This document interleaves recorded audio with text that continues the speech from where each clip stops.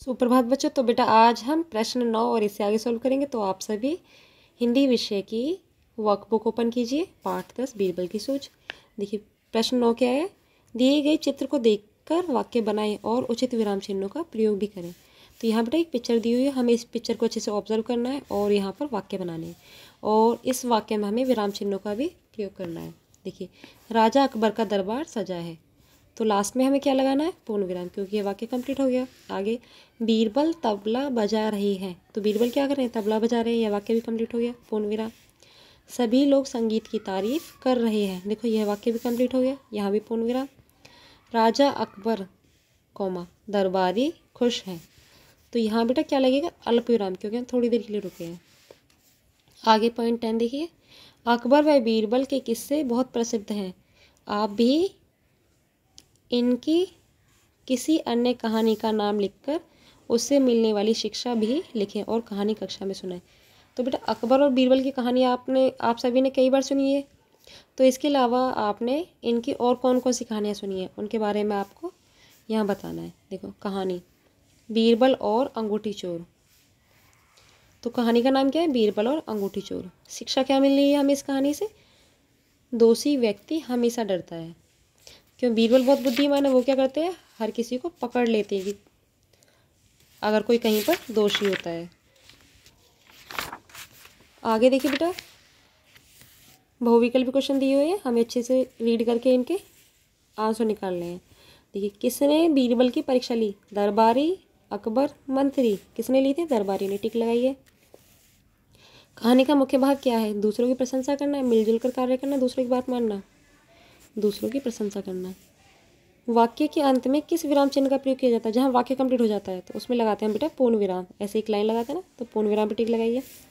Comma चिन्ह को क्या कहते हैं, जहाँ हम थोड़ी देर के लिए रुकते हैं उसे क्या कहते हैं, अल्प विराम, अल्प विराम पे टिक लगाइए, उसका चिन्ह ऐसे है।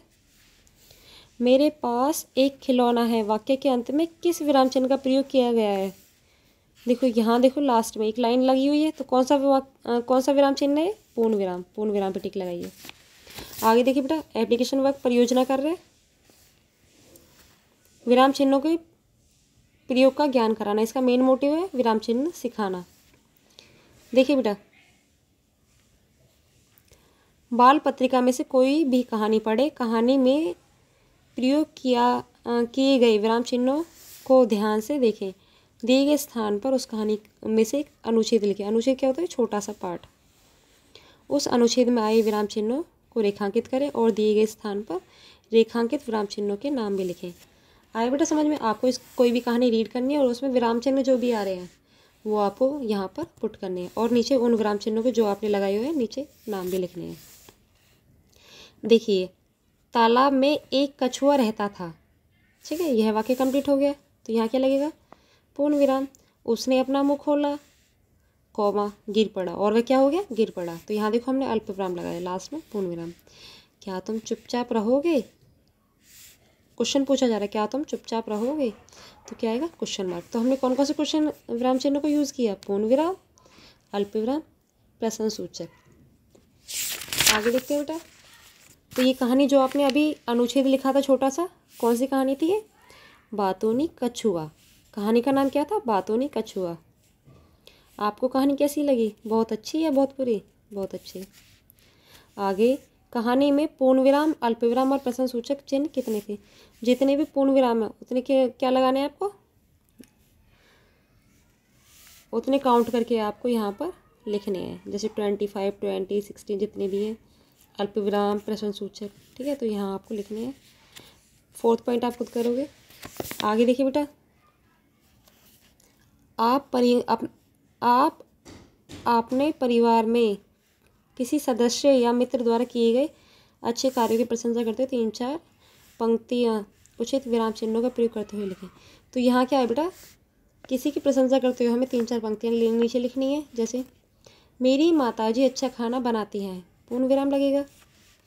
और ये ध्यान रखना पंक्तियाँ लिखते टाइम आपको पूर्ण विराम, अल्प विराम, प्रश्न सूचक विराम चिन्हों में से किसी का भी यूज़ करना है, ठीक है, जैसा भी वाक्य हो। मेरी माताजी अच्छा खाना बनाती हैं, ये वाक्य कंप्लीट है, लास्ट में क्या लगेगा, पूर्ण विराम।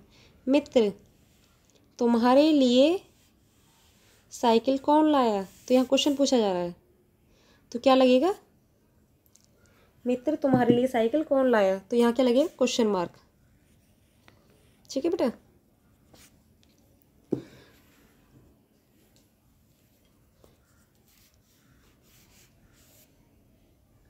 आगे देखिए बेटा, मेरे पापा जी कौमा चाचा जी अच्छे खिलाड़ी हैं, तो यहाँ देखो अल्पविराम लगेगा बेटा। मेरे पापा जी कौमा चाचा जी अच्छे खिलाड़ी हैं, दादाजी आप घर कब आए, तो यहाँ क्वेश्चन पूछा जा रहा है, तो क्या आएगा, क्वेश्चन मार्क। तो इस तरह से बेटा आपको ये पूर्ण विराम, अल्पविराम और प्रश्न सूचक पुट करने हैं। आगे देखिए, किसी ऐसे व्यक्ति का चित्र चिपकाएं जिसके कार्यों से आप प्रभावित हैं, उस व्यक्ति द्वारा किए गए अच्छे कार्यों की प्रशंसा करते हुए 2 पंक्तियां भी लिखें।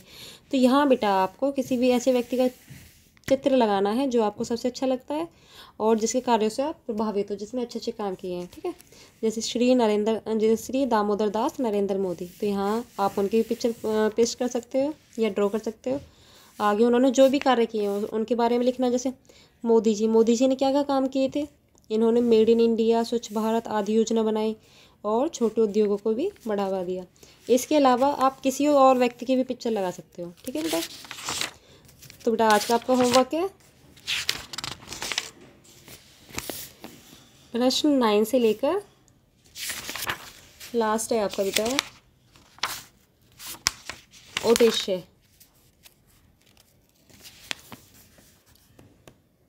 पेज 44। ठीक है, वहाँ तक आपको कंप्लीट करना है। ओके बेटा, thank you and have a nice day.